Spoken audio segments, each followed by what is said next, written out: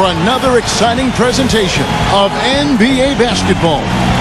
With Steve Kerr and Clark Kellogg, this is Kevin Harlan. Houston Rockets here at home, and an interconference matchup should be a good one. We've got a chance now for our starting lineups from point guard to center. This game should be a good one.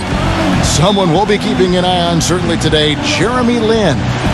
Well, guys, with the style of defense he plays, an opponent better make sure every pass is a smart one if he's around. Because if it's not, it'll be in his hands before you know it, heading the other way for an easy lay-in. And you know what else, guys? He instigates so many of their fast breaks just because of how quick and accurate he is with his outlet passing. That's another one of his real nice talents. You know, with all the hype that Linsanity got during Jeremy Lin's breakout season, it didn't really do him any favors on the court, guys. In fact, I think you could easily argue that he's been playing with a target on his back for opposing guards who would like to have a big game, against a star like Lin. And getting back to Jeremy Lin, I think with the attention he got in his breakout season, it also brings players wanting to measure themselves against you, saying, let's see how good this guy really is. Yeah, that's part of it. But I think if you ask Jeremy, he'd rather be playing and having that challenge than, have it the way it was before when nobody knew who he was or really respected his game. George fires. It's rebounded by Houston. Harden outside. Kicks it to Parsons. Back to Harden. And some nice passing there by Houston. 6 to shoot. No good. Excellent D there from George. One thing that always translates from team to team is defense. No matter who you play, if you can challenge shots and bother shooters and play together, you'll win, and that's why the Pacers had so much success against Western teams last year. And finished off by Parsons. This game's going to take a big swing. Clark, if the D continues to clear out like that and give up easy dunks. Yeah, that's the kind of defense we expect to see in a blowout, Kevin, or even an exhibition game, not a close game like this. Look how frustrated Steve is on Well, I just, you know what, Kev? Come on, Kev. I just like that he didn't choose to just lay it up there. I mean, he threw it down with force. And over the last decade or so, it's usually been the Western teams getting the better of the Eastern teams more often than not. But the Pacers are able to be the exception because of their defense, as you were talking about, Clark. Yeah, if you can defend and rebound, you can beat anyone at any time on anybody's floor. And I think the Pacers were able to do that last year, 18-12 against the West. And that only trailed Miami as far as the Eastern Conference teams and their success against the West. You know, when Danny Granger was out with injury last season, he saw that the Pacers team had become really Paul George's and Roy Hibbert's team as they became the new faces. While some would throw a fit about it, Granger said he was proud of them and happy to take a lesser role. He just wants to get back out there. And when Granger is healthy, Steve, he's certainly a great player. Well, you love his versatility, his ability to play both ends of the floor. A tough defender who can guard multiple positions. Offensively, he can put it on the floor, get to the rim, and he's got three-point range. But really an excellent all-around player.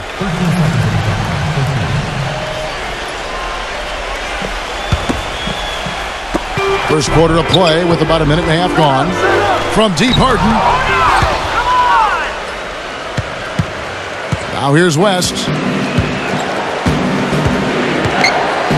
Outside Hill. He dishes it to Granger. Get outside, get outside. Granger left side. It's back to Hill. 4 on the shot clock. Releases. The shot's good from Granger. Here is Harden. Now we'll go to Doris Burke, who had a chance to talk with head coach Kevin McHale. We talked about David West and what makes him such a tough player to defend. Coach said, West is special because he's so skilled for a player of his size and strength. He can score inside and also spread the floor with his shooting. He can have a quiet night and still drop 20 and 10. So we've got to stay conscious of him at all times. Guys, we'll see how they do against him. All right, Doris. The Rockets shooting their third and fourth free throw shots of the night.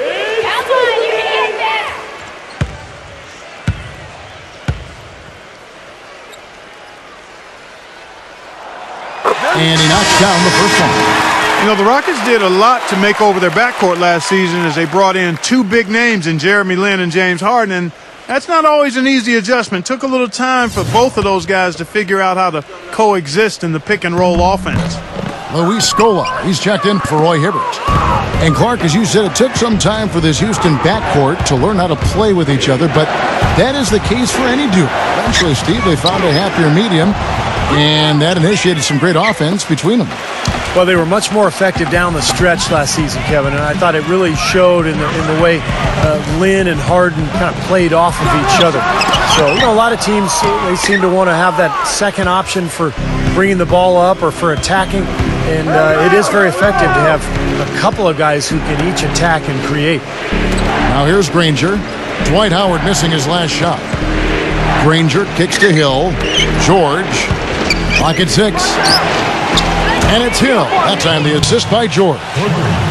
Hill's got his first bucket of the game, and he's on the board for 3. The Rockets trail. Then the pass to Parsons. Feeds it to Harden.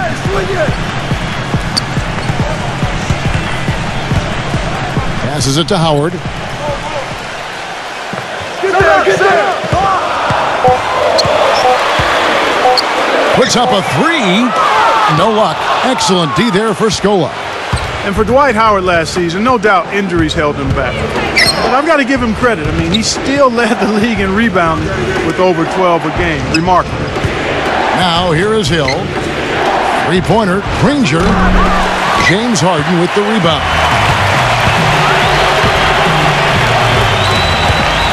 Parsons on the wing. Drains the three-pointer. Parsons got 5. And for Howard, averages of 17 and 12. Not bad at the center position. Yeah, but we're used to seeing him get kind of, 23 and 14. So, Dwight has worked hard to try to get back to 100%. When he's right, he is the best center in the NBA, but when he's right is the key phrase there. So an entirely new group in now for Indiana.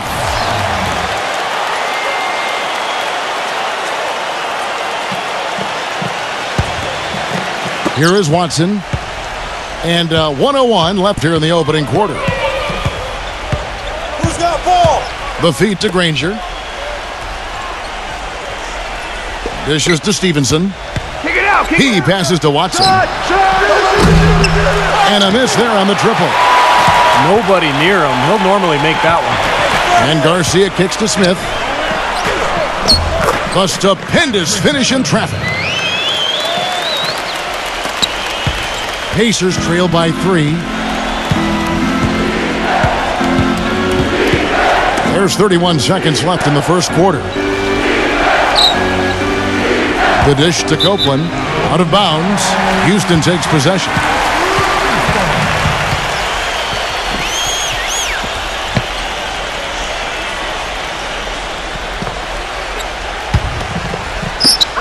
.24 seconds left to play in the first.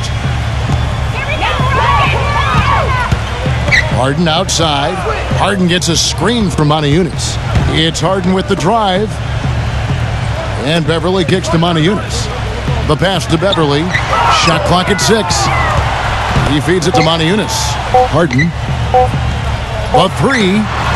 And again, it's the Rockets from deep.